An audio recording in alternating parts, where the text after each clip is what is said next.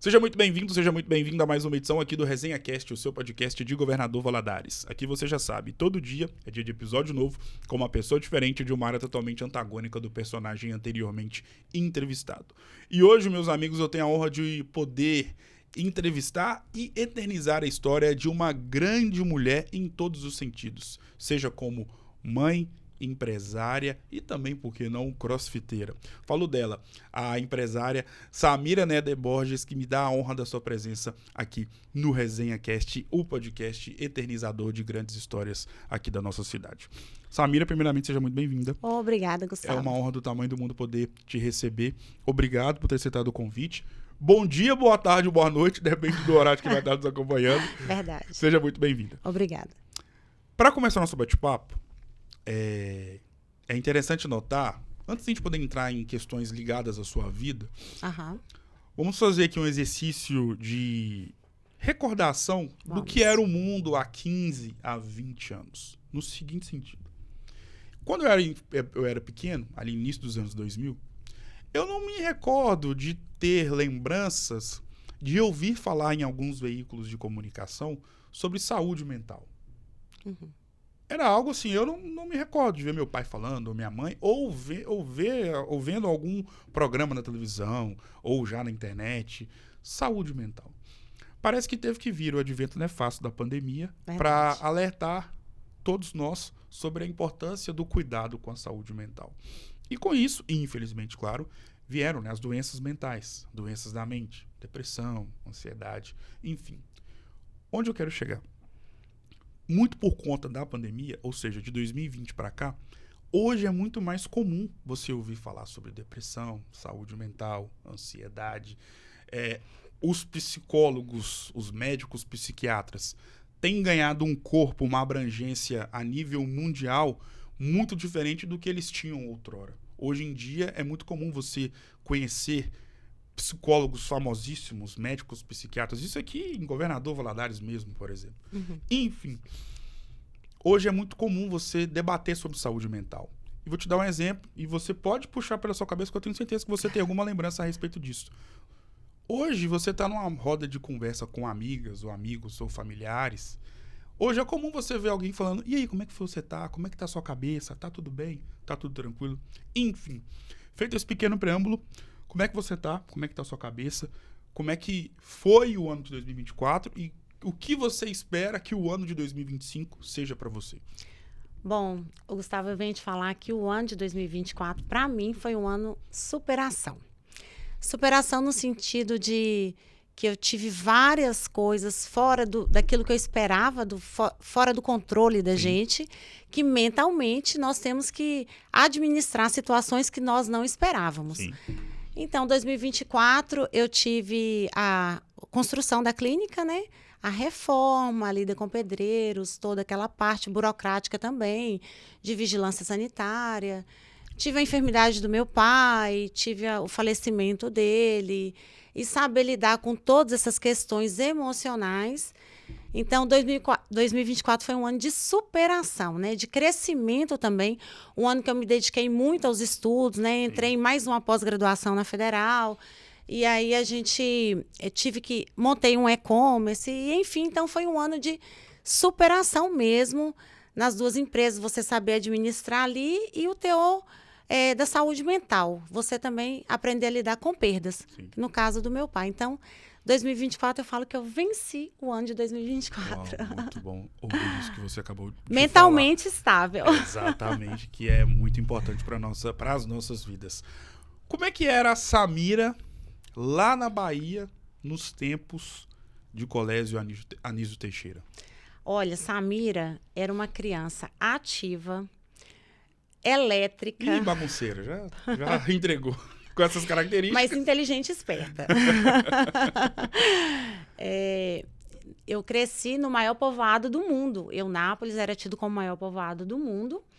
E Eunápolis foi emancipada, eu era novinha, eu lembro disso, da festa da emancipação, quando Eunápolis virou cidade.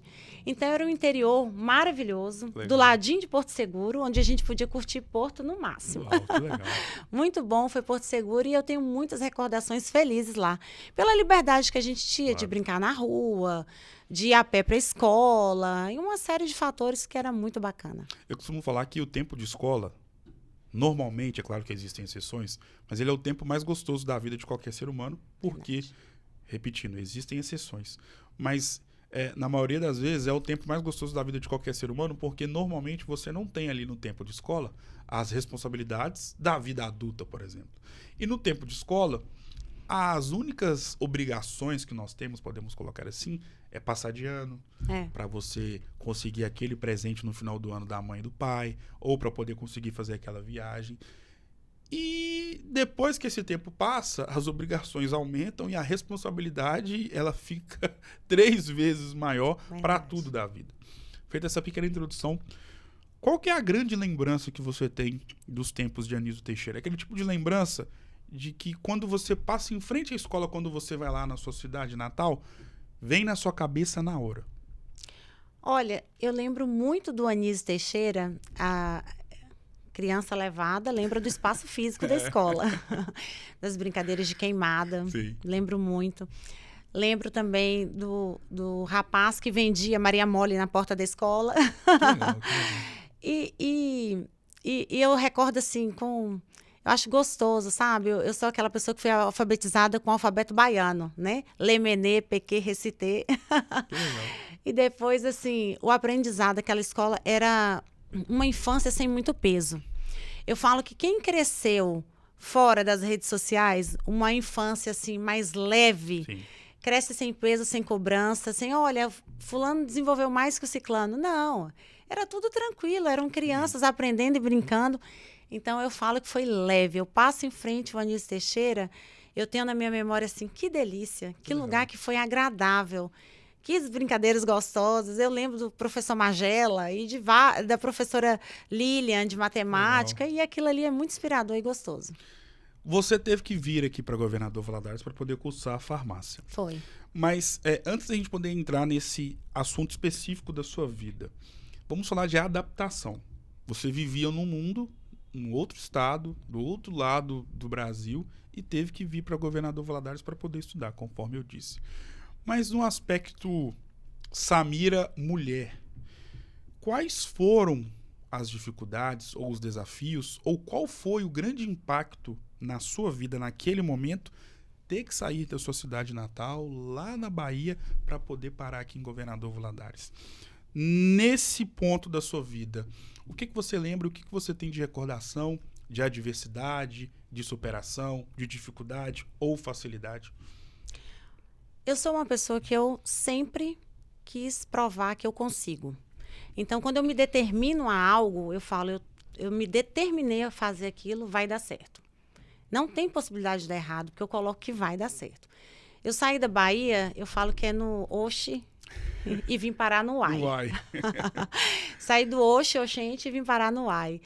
E foi muito bom, porque eu falo que tudo que você está disposto a se adaptar, você não vê grandes empecilhos e barreiras, exato, não. Mas o povo baiano é um povo mais acolhedor. Eu te conheci hoje, venha tomar café na minha casa, venha cá. Sim. Você mora logo ali. E mineiro é um povo mais introspectivo. Desconfiado. Ele é desconfiado, mas depois que você rompe essa barreira, tudo se favorece. Mas eu senti um pouco, assim, essa barreira, assim, um povo mais introspectivo. Mas eu, baiana, rapidamente eu me adaptei. E eu acho Valadares uma delícia. Eu tenho 22 anos de Valadares e, assim, eu acho que foi uma das minhas grandes e melhores escolhas foi vir morar aqui. Que legal. Gosto muito daqui. A farmácia que te escolheu ou você que escolheu o curso de farmácia para sua vida? A farmácia que me escolheu. Eu venho de uma família de farmacêuticos. Meu pai, Aldair Neder, foi formado na Federal de Ouro Preto, na UFOP, há quase 60 anos atrás. Meu irmão é farmacêutico bioquímico, minha cunhada é farmacêutica. Então, acho que eu fui induzida à farmácia. aos 13 anos de idade, lá no laboratório do meu pai na minha cidade, ele foi o primeiro laboratório de análises clínicas em Eunápolis.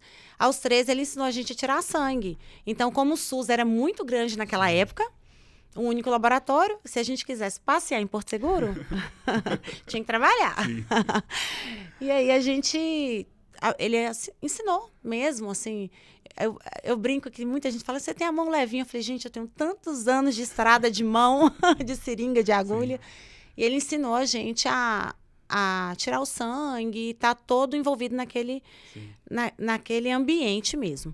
Então, eu falo que a farmácia me escolheu. Chegando aqui, meio que fiquei perdida, mas gostei. Sim. Gostei. Aí, acabei ficando. Como você mesma disse, a farmácia ela está inserida na sua vida em várias vertentes dentro da vida dos seus familiares. Certo. Então já era um ambiente onde você já estava totalmente contextualizada e mais do que ambientada. Sim. Toda essa bagagem que você já tinha com a farmácia, com as questões que estão inseridas nesse tipo de trabalho, nesse tipo de segmento, nesse tipo de profissão, te ajudou bastante no momento em que você entrou no curso de farmácia aqui em Valadares? Na entrada, não. Porque a gente começa no basicão, né? Então, começa muito com a parte teórica, na entrada, não. Mas eu vejo que essa facilidade que eu falo de... tudo é uma questão comercial. E venda. Sim. Você vende um sangue, um exame de sangue que você faz... E essa facilidade de comunicação também que foi me abrindo portas aqui. Então, eu vim para cá sem conhecer ninguém, nada. Quando eu me formei, também me deparei com uma pessoa desempregada. Fui bater nas portas, entreguei 2 currículos em 2 farmácias e as 2 me chamaram. Que legal. E eu falo que eu trabalhei com grandes mulheres. A Ana Lúcia era proprietária de uma farmácia que eu trabalhei no São Cristóvão, que eu amo ela, nós temos vínculos até hoje. E trabalhei ali 2 anos, até meu próximo passo profissional. Mas eu falo assim que a porta que em Eunápolis me abriu, meu pai ter me introduzido no trabalho mais Sim. cedo, é uma porta mesmo comercial, sabe, Gustavo? De você saber que você pode atender a pessoa, você pode vender aquilo ali, que tudo tem uma facilidade naquilo ali. Sim. Você não vê como um empecilho nem barreira. Então, a vida profissional ela tem que ser até leve. Claro. Né? Você tem que gerir ela de uma forma leve. E a faculdade de farmácia aqui me trouxe isso, sabe? Eu já vim com essa bagagem de um pouco de conhecimento prático, claro. Eu vim com a prática Exato. No setor de bioquímica. Formei como farmacêutica generalista aqui, que tinha também a área de bioquímica, mas tinha balconista, tinha manipulação. Então, era generalista Sim. na época. Mas a gente vem com essa parte prática, mas eu falo que a parte comercial, ela nasce em você e você desenvolve ela e ela é para a vida. Sobre os seus caminhos que foram traçados e percorridos no momento em que você pegou o diploma de farmacêutica, né? Qual que foi a maior dificuldade? Aquele tipo de dificuldade, Samira, que hoje você lembra dela e pensa... Talvez possa ter sido ou foi necessário ter passado por essa adversidade ou dificuldade para ser o que você é hoje. É o seguinte, quando eu formei, eu falo que a gente deixa de ser estudante e vira uma desempregada. O diploma deixa a gente desempregada. Entra para aquela estatística, né, que passa no Jornal Nacional. Só que eu tinha tudo na mão para estar empregada na Bahia. Exato. Então, eu podia voltar, tinha um laboratório do meu pai estruturado, ele tinha alguns pontos de coleta. Então, eu tinha toda uma estrutura na Bahia, em Eunápolis, me esperando. Eu tinha um berço. Porém, eu tinha um casamento. Uau, o amor é lindo. Eu vim para cá no 2º ano de faculdade, eu casei com meu esposo e a vida dele era aqui. Então, eu falei, a minha vida é ao lado dele, então a minha vida vai ser feita aqui também. Então, eu falei, o que eu vou fazer? Estou desempregada, tinha um emprego lá na Bahia e aqui eu não tenho. Vou correr atrás. E aí fui, entreguei, na época, somente 2 currículos. E aí entreguei, orei ao Senhor, falei, Senhor, seja feita a tua vontade. E os 2 me chamaram, fui parar na Ana Lúcia também, por direção do Senhor na minha vida. E fiquei lá até montar o meu próximo empreendimento, que foi comercial. Sobre a Samira farmacêutica, e por tudo que você tem de história com a farmácia, desde os tempos primórdios da sua vida, com os seus familiares e depois como estudante e logo em seguida como profissional, uma farmacêutica diplomada e formada. Qual que é o grande pilar ou qual que é a grande característica que um farmacêutico ou farmacêutica precisa ter para obter sucesso na área? O farmacêutico precisa ter empatia. Eu falo que não é o farmacêutico. Eu falo que quem gosta de pessoas, quem gosta de conviver com pessoas, quem tem essa empatia, ela vai desenvolver em todas as áreas. Então, você que atende alguém, você tem que ter empatia por ela. Quando a pessoa vem até uma farmácia para comprar uma medicação, ela vem como? Ela vem chorosa, ela vem enferma. Quando uma pessoa vem até a clínica de estética, ela vem como? Frustrada. Ela vem com uma ferida. Aquilo não é o que ela queria estar, a condição que ela queria ter, né? Uma acne ativa, um envelhecimento precoce. Então, quando você tem empatia com a pessoa, você sabe lidar com a dor que ela tem, você consegue administrar de uma forma melhor e entregar um melhor resultado. Ela vai criar confiança em você. Depois dessa empatia, ela vai adquirir essa confiança.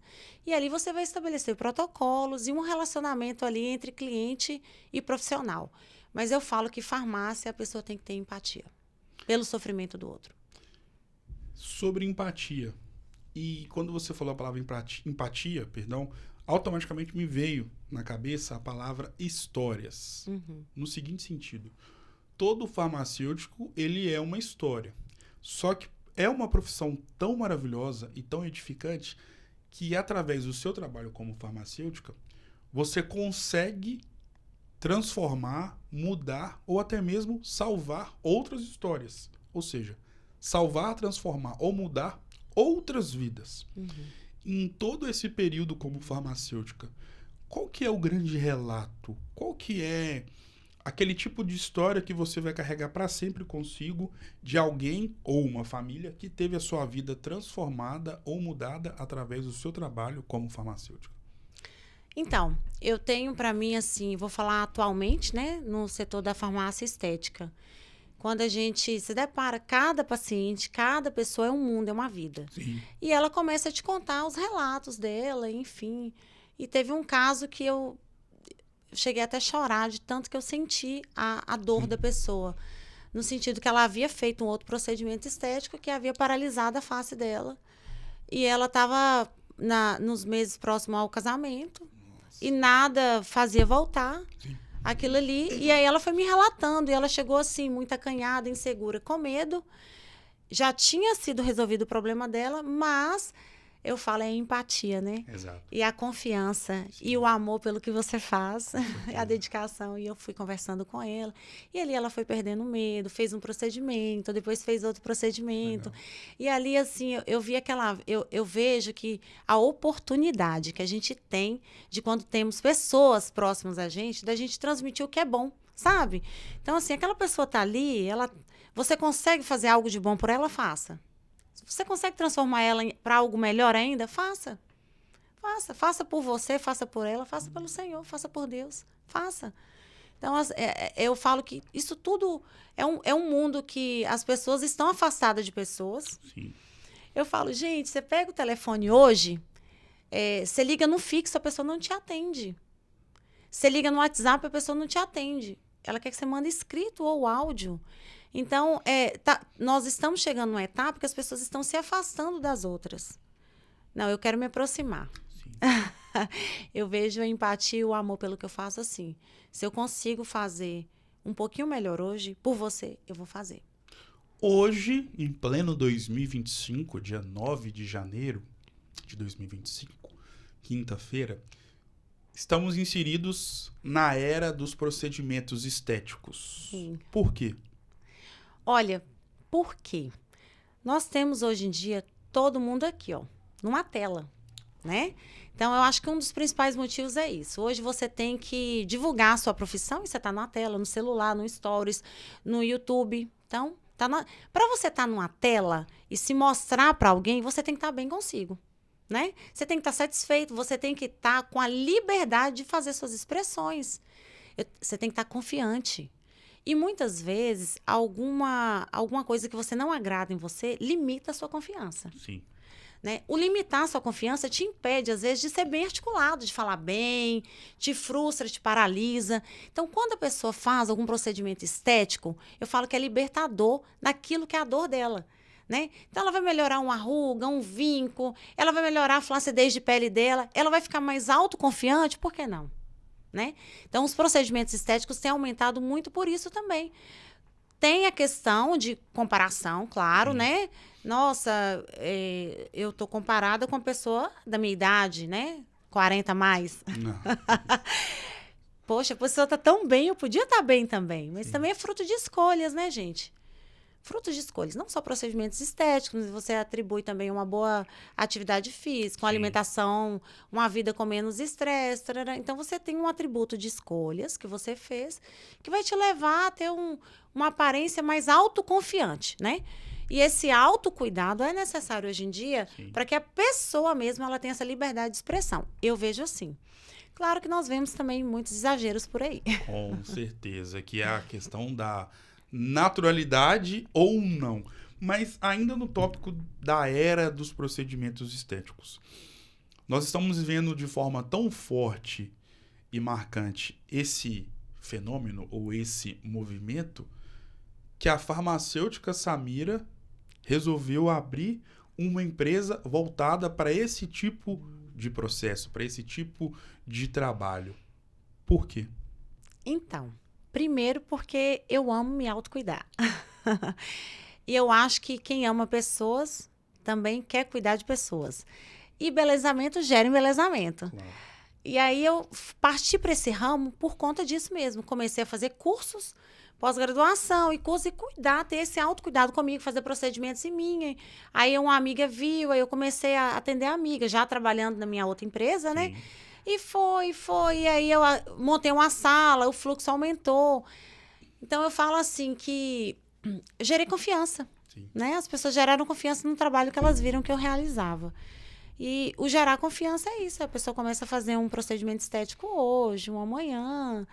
E eu falo que tudo antes era, igual você falou,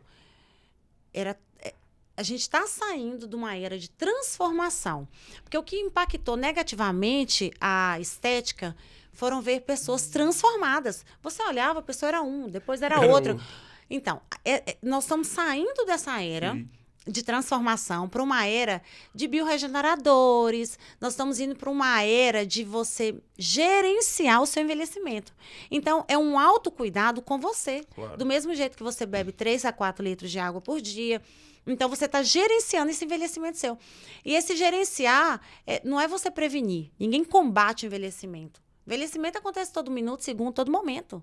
Suas células estão aí, ó, trabalhando. Você está aqui, elas estão trabalhando, envelhecendo. Mas você pode gerenciar isso. Pode falar, calma lá, vamos devagar. Vamos trabalhar a musculatura com botox, vamos trabalhar o micro, o laser. Vamos dar uma... Deixa eu envelhecer bonitinho. Sim. Então, é isso. Qual que é o grande tópico, ou até mesmo o pilar, para ter uma clínica voltada para procedimentos estéticos, principalmente pensando no seguinte aspecto? Repito, como estamos inseridos nesse fenômeno dos procedimentos estéticos, a concorrência também é muito alta, porque existem várias outras empresas voltadas para esse mesmo tipo de serviço. Sim. E você resolveu apostar e seguir também esse caminho de ter uma empresa, de ter um empreendimento totalmente ligado e voltado a procedimentos estéticos.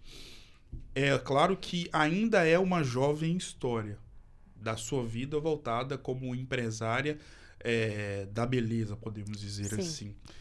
Pelo que você já tem visto e por aquilo que você já tinha também de conhecimento como empresário no cômputo geral, tendo até amigas ou conhecidos ou conhecidas que já empreendiam nesse segmento, enfim, pelo que você já tem visto, o que não pode faltar numa empresa voltada para procedimentos estéticos nos tempos atuais?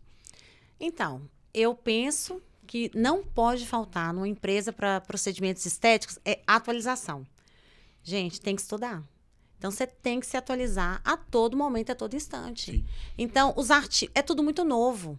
Então, eu falo que até os artigos de toxina botulínica de um tempo atrás, hoje, são outros. Então, o estudo não pode faltar. Claro. Então, assim, real, se você... Quem sai na frente bebe água limpa. É isso aí. Quem sai na frente bebe água limpa. Então, você tem que estudar, se atualizar e você tem que promover tudo aquilo que o cliente quer. Desde um ambiente agradável, bem estruturado, harmônico, um trabalho de qualidade, produtos de qualidade, a confiança que ele quer ter, o esclarecimento, essa consulta, conversa. Eu vou conversar com... Deixa eu entender o que você quer e deixa eu te passar o que eu consigo fazer por você.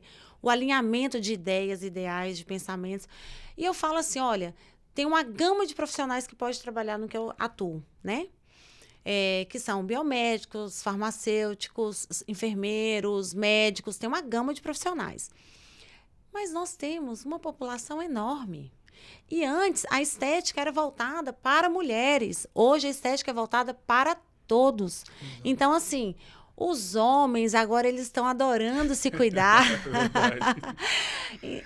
Eu falo que concorrência não gera medo, não. Eu acho que concorrência gera para você que tem inquietude ser melhor. Então, é isso que a concorrência gera. Você tem uma concorrente, gerou inquietude, vai estudar, vai se destacar, vai correr atrás. Então, é isso que eu penso, sabe? Tem espaço para todo mundo. Com certeza. Você tem uma frase ontem que os que disputam estão na base. Os que se sobressaem estão no topo. Com certeza, então, faz sentido. Isso. Em relação aos procedimentos estéticos, eu li ontem, até no Instagram, até uma entrevistada aqui do ano passado, falando sobre, e ela também empreende nesse segmento de procedimentos estéticos, que em 2025 a tendência, ou vamos ver muito, os procedimentos estéticos voltando muito para a questão da busca da naturalidade. Sim. Porque, como você mesma disse, né, antigamente... você via uma pessoa, após ter feito um procedimento estético... Transformada. Uhum. Ela vira totalmente uma outra pessoa. E nesse texto que eu li, essa profissional disse que em 2025 a grande tendência vai ser a busca pela naturalidade. Essa tendência já vem de 2024, Sim. tá?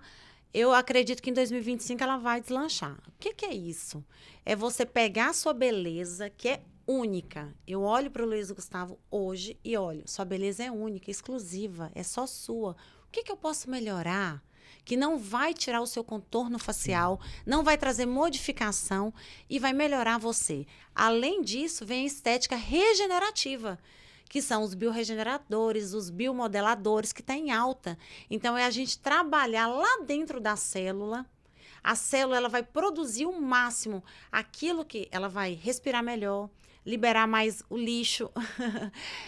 Quando você pega a sua célula e coloca ela para trabalhar de forma modeladora, ao máximo, você vai ter uma resposta anti-envelhecimento melhor. Então, é isso aí. Eu consegui desacelerar o seu envelhecimento, mas também nutrir a sua pele sem transformações. Sim. Eu vou pegar o Luiz Gustavo e vou embelezar ele segundo a sua beleza mesmo, que é única. Sobre a sua vida como empresária na área da beleza, podemos dizer assim. Qual que é o grande sonho que você almeja realizar? Vários. Imagina.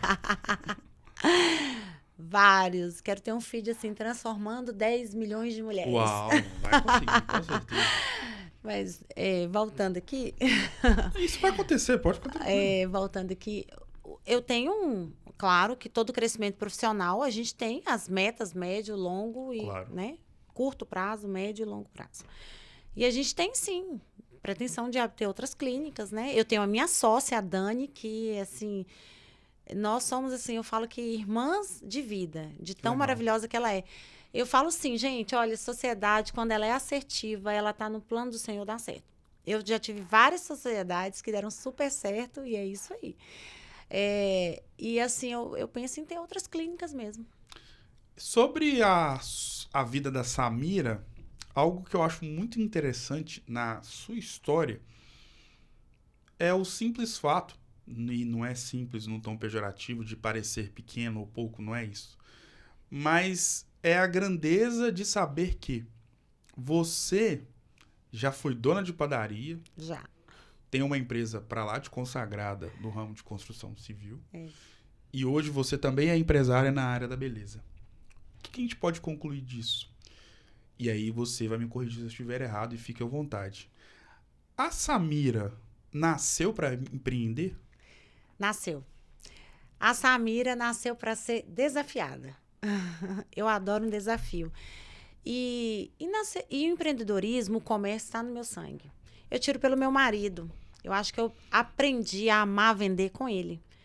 E, gente, a pessoa coloca a venda como se fosse algo ruim. Venda é maravilhoso.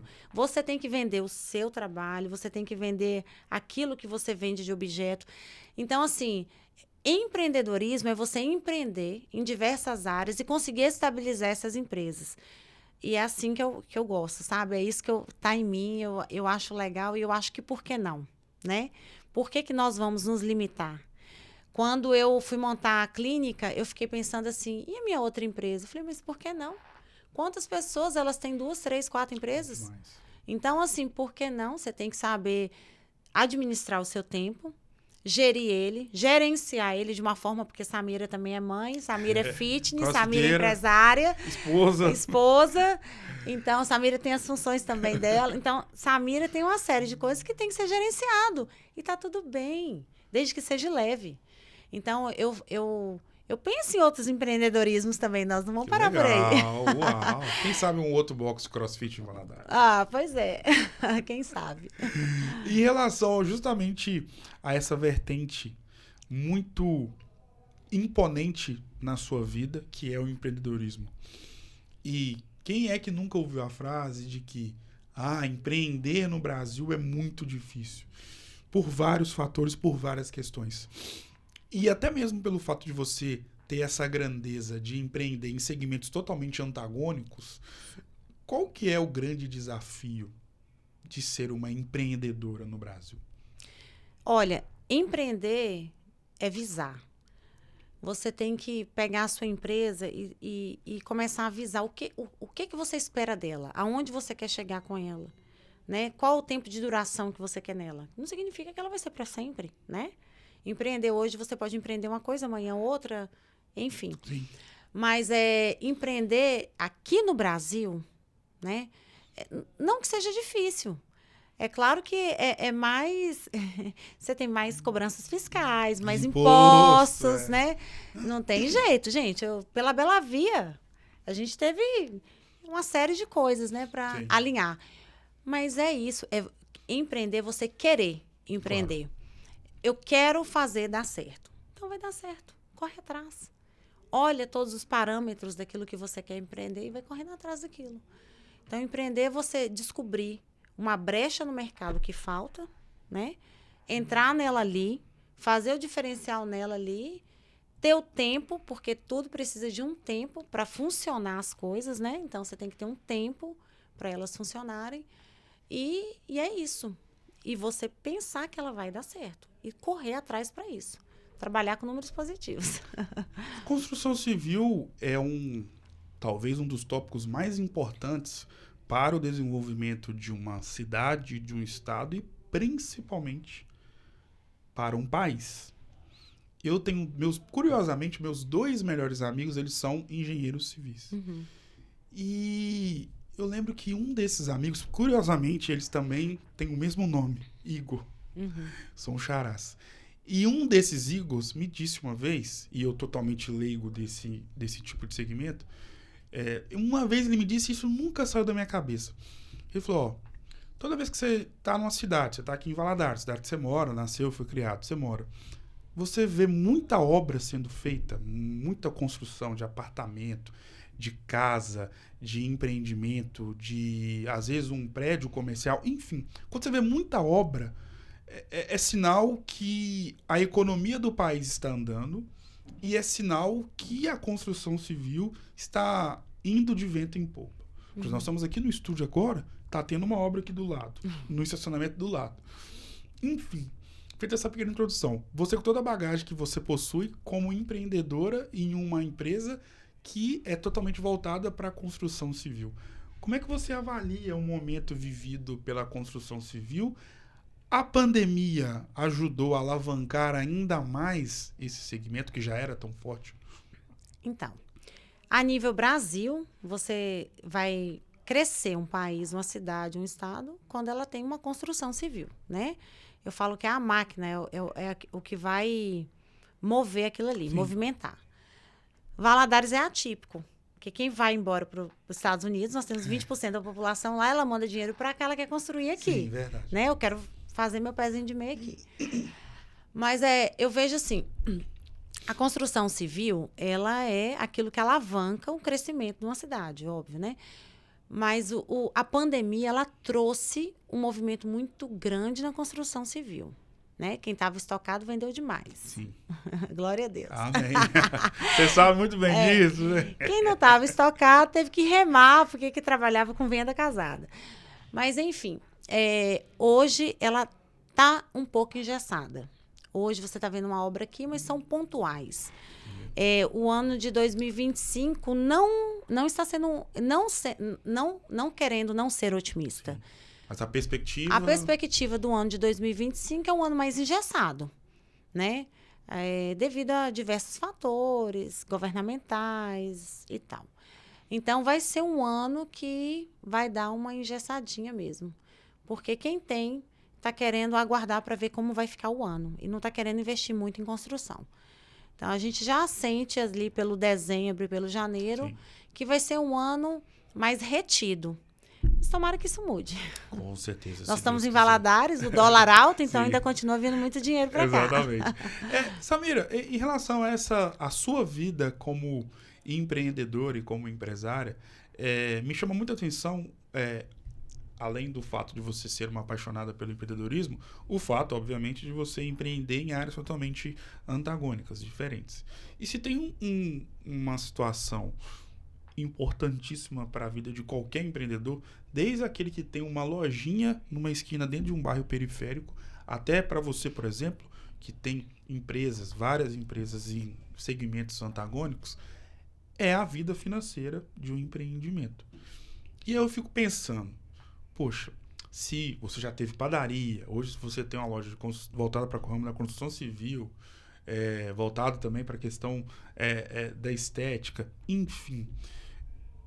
A sua vida financeira, desde quando você nem sonhava em empreender, imagino que a Samira CPF sempre foi muito regrada, sempre foi uma pessoa com uma responsabilidade muito grande acerca do dinheiro que você sempre teve. E pensando na versão Samira empreendedora, imagino que a responsabilidade financeira ela precisa ser um tópico ainda mais importante e grande na sua vida, porque senão, imagino eu, você não vai ter sucesso no que você faz dentro das suas empresas. Qual que é o poder da vida financeira de uma empresa pensando em obter sucesso? Gastar menos. Poupar mais. Depende da empresa, brincando, né? Mas depende da empresa. Vamos supor, na GS é uma distribuidora que eu atendo o material de construção. Então, eu atendo o dono de loja, o vendedor, o comprador. Eu estou nesse ramo que eu quero atender a loja, estocar para a loja. Então, o que eu penso na GS? GS, eu preciso ter o estoque para o cliente. Sim. Então, ali, eu viso ali o estoque muito grande. Na GS. Estocar bastante, sabe? Eu acho que quando você tem um poder de estoque, você consegue manusear mais coisas na mão. Na clínica, não muito diferente disso, eu também gosto de estocar produtos. Na contramão de muita gente que às vezes faz uma venda e liga, pede um procedimento. Eu acho que vou lá na fonte, estoco da fonte, eu penso assim, sabe? Sim. E todo... Para você ser positivo, você tem que gastar menos do que você ganha. Você tem que ter um controle, você tem que ter pelo menos um socorro de alguns meses ali para você conseguir se manter. Porque nem todos os anos são glória, né? Claro. A gente já pegou administrações difíceis que torna, às vezes, uma fiscalização maior, um imposto maior, né? Eu falo, por exemplo, no ramo da material de construção. Quando eu abri a GS há 14 anos atrás, quase 15... A ST do produto que eu comprava, que é a substituição tributária, era 5,4%. né? Hoje ela é 16,01. Meu Deus. Então, assim, é saber lidar e remar mesmo, sabe? Eu vejo, por exemplo, no ramo da estética, Sim. que eu gosto muito disso, né? Por exemplo, no ramo da estética, os grandes produtos são o quê? Coreanos, importados, muitos vêm de Israel. E a gente tem aqui no Brasil grandes distribuidores que importam esses produtos. A tributação, como eu compro direto, a tributação desses produtos é em torno de 30% a 35%. Então, assim, é você saber se colocar em meio a um gigante. E gastar menos, pensar posicionamentos, gastar menos do que você está propondo a ganhar. E isso aí administrar isso. É você saber que vão ter meses muito bons e meses não tão bons e sobreviver aos invernos e chegar nos verões.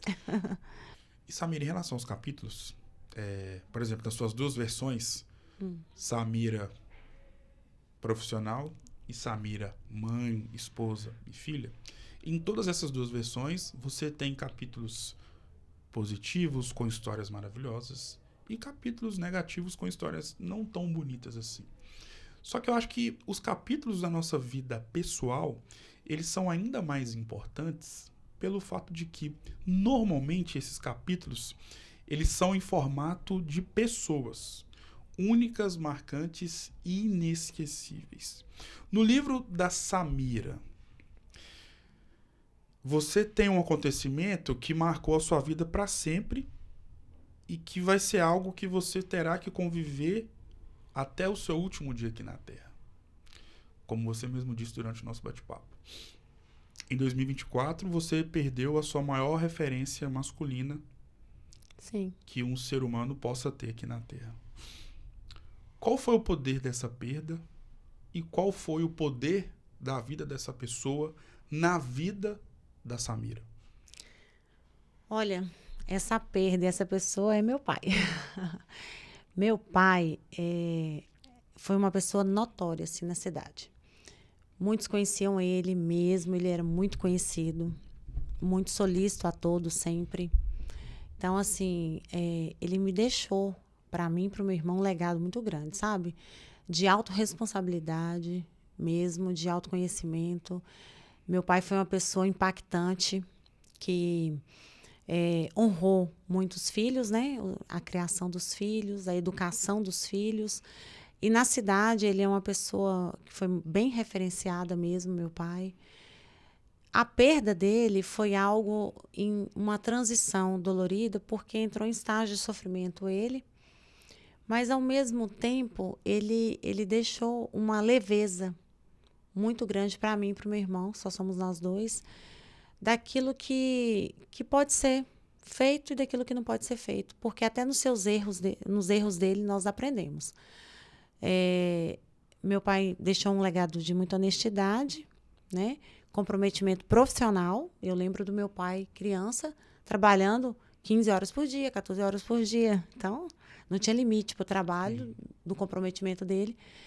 Mas ele sempre foi muito presente, ele deixou isso comigo, sabe? Eu tenho dentro de mim, que é uma das essências que meu pai deixou presente em mim, é esse conhecimento de ter um comprometimento com o outro, com o profissional, com a vida. Então, isso meu pai deixou de legado para mim. Foi muito marcante a sua perda, foi muito emocionante. Na cidade, ele foi muito reconhecido por tudo que ele fez, foi bem bonito. E eu fico feliz, até porque nós estamos aqui de passagem, né? Uma hora todos nós iremos, e eu não vejo hoje nada com muita dor, sabe, Gustavo? Acho que quando você consegue passar pelas coisas na sua vida e olhando sempre o lado positivo delas, você se torna uma pessoa leve. E eu tenho isso para mim. Então, eu quero ser essa pessoa leve, eu quero ser uma pessoa inconstante. Como assim, Samira, inconstante? Inconstante porque eu nunca quero estar numa mesma constância. Ou seja, como assim numa mesma constância? Acomodada naquilo. Eu quero sempre ser um pouco melhor, aprender mais, conhecer mais, crescer mais. Então, eu tenho essa sede dentro de mim. E isso também é herança do meu pai. Legal, que legal ouvir isso. Como a nossa vida é feita de lembranças, qual que é a grande lembrança que você tem de algum momento muito específico e marcante da sua vida? Claro que foram milhares. Mas tem aquela lembrança, aquele momento, aquela conversa, aquela bronca que serviu de conselho, ou aquela risada. Enfim, qual que é o grande dia ou a grande lembrança que você tem com o seu pai guardado na sua história? Diante de algumas, né? Ele era uma piada. Mas eu tenho uma lembrança muito boa, que um ano antes dele adoecer, ele estava completando 55 anos de formado lá em Ouro Preto, e nós fizemos uma viagem para lá. E lá ele me abraçou e falou assim: minha filha, eu sou tão feliz de você ter escolhido o mesmo ramo que eu. Que legal. E assim, a gente deparou com a sala dele toda reunida lá, na mesma república, enfim. Então, eu tenho essa lembrança dentro de mim, quando ele falou, me deu um abraço, falou assim, que ele era muito contente comigo de ter escolhido o mesmo ramo profissional. Porque ele sabe que, de uma forma boa, ele me influenciou. Exatamente. Então, eu tenho essa lembrança gostosa do meu pai. E nada, gente, nada. Todas as superações que eu tive na vida, você não vai ver tristeza, você vai ver alegria. É isso que a gente tem que levar para os nossos dias aqui na Terra. Além do poder do seu pai e desse capítulo, que é o seu pai, muito importante, impactante na sua vida, como mulher, filha, esposa, mãe, empresária, tem um outro capítulo também muito importante na sua existência aqui na Terra. E esse capítulo tem um nome. Márcia. A minha mãe? Qual que é o impacto da dona Márcia na vida da Samira? Nossa, minha mãe, na minha infância, minha mãe era super mãe, né? Era aquela mãe de fazer as capinhas do caderno todas cortadinhas à mão, assim, sabe? De janeiro, passar o janeiro fazendo todos os meus cadernos que eu tenho guardados até hoje. Que legal. Só que a minha mãe, quando separou do meu pai, Sim. ela estava numa cidade pequena do interior, muito julgada, numa separação de um homem muito conhecido na cidade, até, né, poderoso e tal. Enfim, a minha mãe, ela se descobriu, foi embora do país, foi para outro país. Lá ela aprendeu na época, né, a mexer em internet, a trabalhar duro, árduo, a superar, aprender uma língua e ser totalmente fluente nela. Então, a minha mãe, eu vejo que ela é um ciclo de possibilidades. Sim. E isso eu aprendi muito com ela, sabe? Então, a gente não pode se estagnar. E a minha mãe deixou isso claro para mim. Nós podemos ser sempre mais. E a minha mãe, com 45 anos, ela teve que reaprender tudo e reaprendeu. E virou cidadã de onde ela foi e aprendeu língua nova e tudo mais. E numa alegria, que é paraibana, crescida na Bahia, numa alegria maravilhosa. E a minha mãe é isso, sabe? Essa inquietude minha é da minha mãe. Até um certo momento da sua vida, você tinha uma vida, ou seja, você tinha um livro que vinha sendo escrito.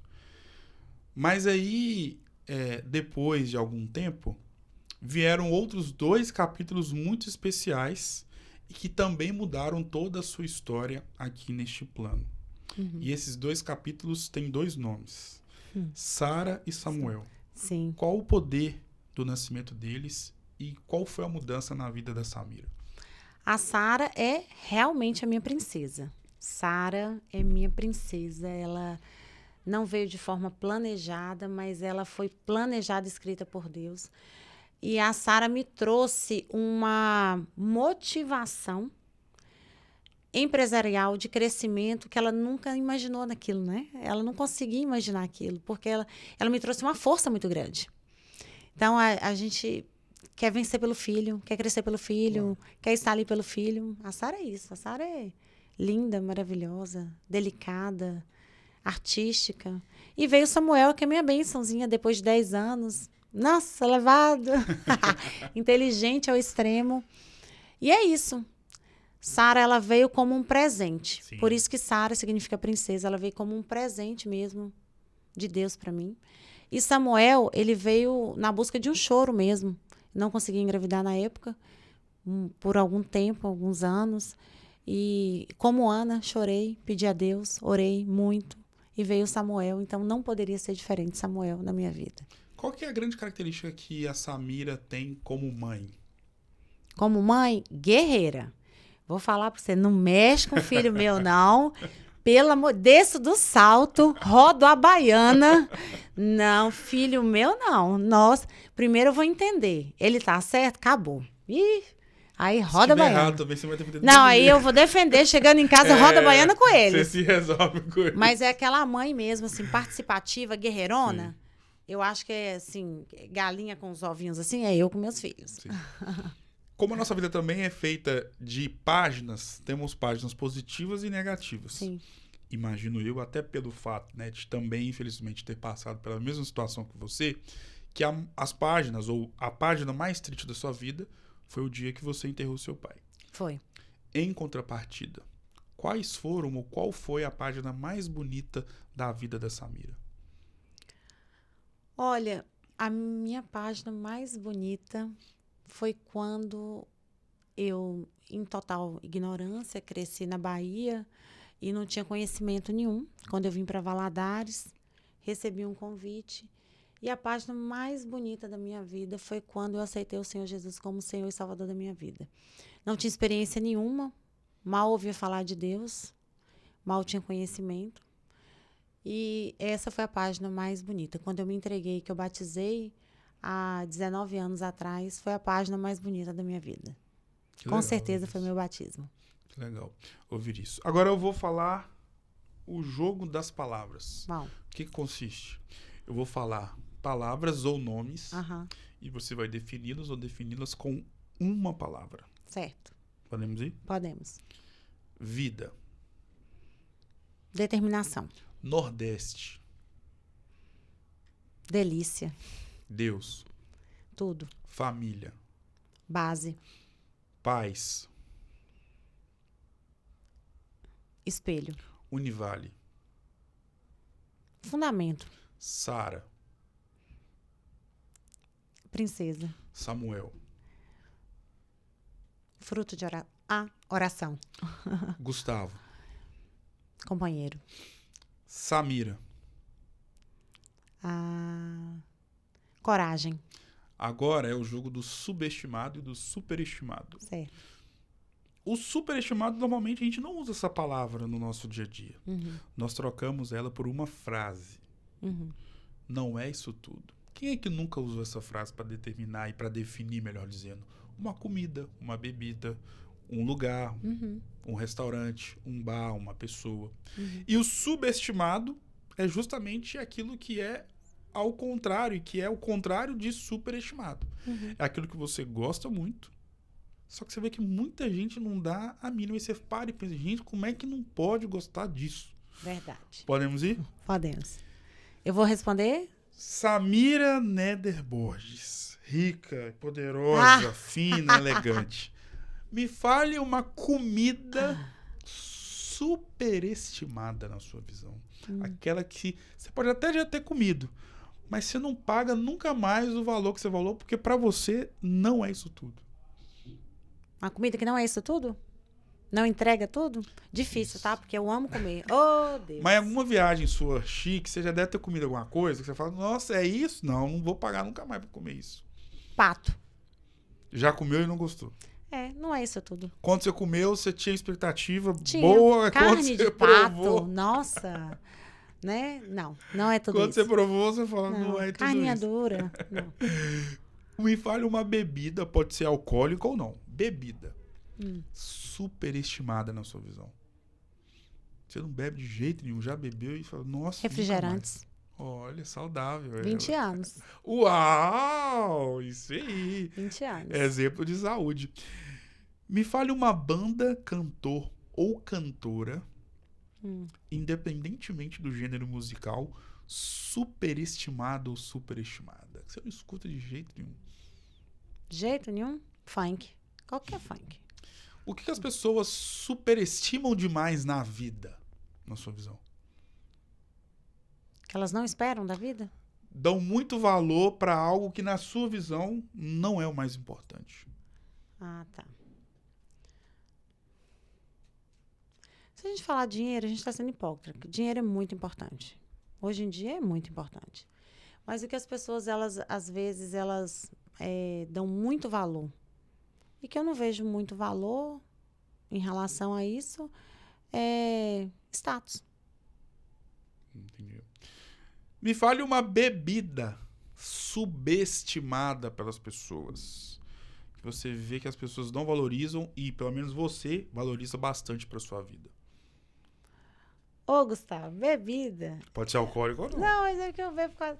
Então, bebida que eu amo, mas eu acho que todo mundo ama também, é água com gás. Não, mas pelo contrário, Deus me livre de água com gás. Sério? Não. Ah, não, eu Aí amo. Nossa, amo. Sério mesmo? Amo.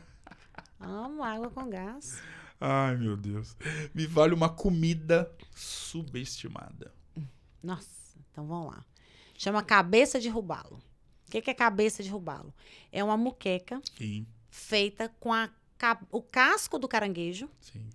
São vários casquinhos de caranguejo e dentro do casco do caranguejo tem o catadinho do caranguejo e é feito um cozido e vai também um caldo de peixe. Eu amo isso, gente. Uau. Chama cabeça de robalo. E aqui em Valadares não tem nenhum lugar que vende. Não. Isso é muito conhecido ali, ó. Quando você sai de Porto Seguro, aí vai Cabralha, aí atravessa a Balsa, Santo André, Santo Antônio, em Belmonte, cabeça de robalo. Canavieiras também come muito esse cabeça de robalo. Que não tem nada a ver com o nome robalo. Mas é porque cabeça de robalo é algo que você nunca viu. Sim. Então, eles quiseram remeter esse prato a algo tão maravilhoso que você nunca viu, de tão gostoso. E esse patinho de caranguejo, ó. Ah, boa ideia. Sugestão de comida. Me fale uma banda, cantor ou cantora, independentemente do gênero, subestimado na sua visão, que deveria ser mais reconhecido. Nossa, 2024, o meu Spotify foi ele em primeiríssimo lugar, Anderson Freire. Uau! Me fale algo subestimado pelas pessoas na vida. Que as pessoas não dão a devida importância para algo que você acha que é muito importante, as pessoas subestimam demais. Aquilo que você iniciou, saúde mental. Eu acho que você ter uma cabeça tranquila e saber lidar com as diferentes situações, eu acho que isso é bem interessante. É necessário, né? Porque você vê uma tendência muito grande para a depressão hoje em dia, mas é a saúde mental. Defina a sua vida com uma palavra.